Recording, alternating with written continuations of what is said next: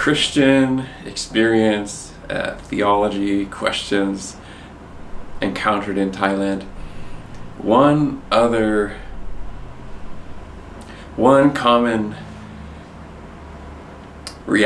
question to the Christian faith that I get living here in Thailand is posed in the form of, if God is really real and He's everything you Christians say, why is life so hard? And why is there so much suffering? And why are things just so bad? And this life miserable? And it's kind of a question that betrays its own answer. It gives away the fact that something deep within us, something in us that was created by God, created in the image of God, knows that this world isn't supposed to be this way, knows that things are broken. And when it's asked, I have to kind of point them back to, really, the Christian faith would acknowledge that, yeah, it's not supposed to be this way. The world wasn't created to be this way. God made it perfect. And it says at the end of God's creation on the sixth day that God saw that it was very good. But we goofed it up, and our sin entered into the world, and in death and suffering have been there ever since. But God didn't just leave us to our own devices. God injected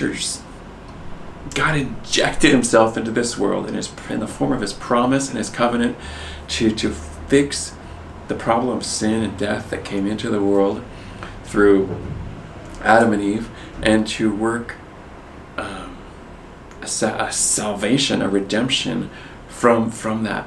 He didn't just be like, all right, good luck, you broke my law, now you're done.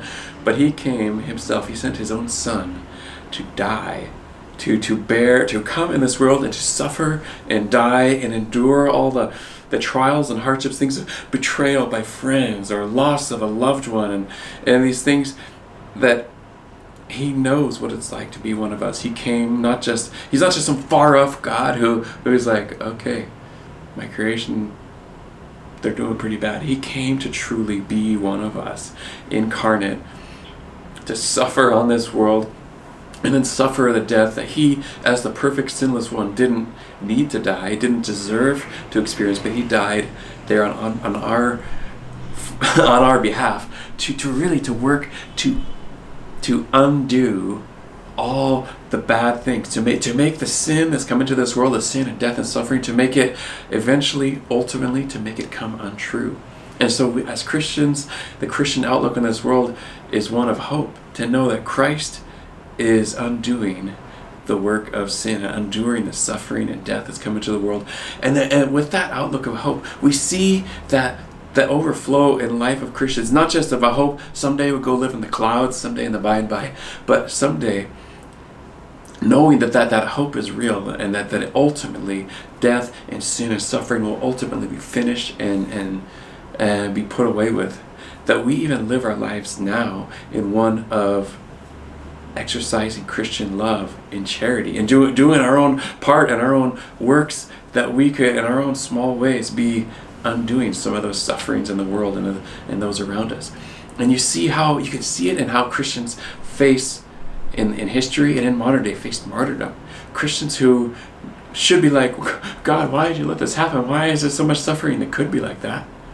But rather knowing the hope that this brings them to the ultimate undoing of death and suffering, knowing that would bring them to joy eternal with the God who died for them, who bore their suffering on a cross. They went on to their deaths skipping. They went on to the deaths with a song in their heart. Even recent martyrs in Libya, those who were beheaded by Islamic fundamentalists, we see them singing hymns as they're with their dying breaths, as they're being beheaded for Islam.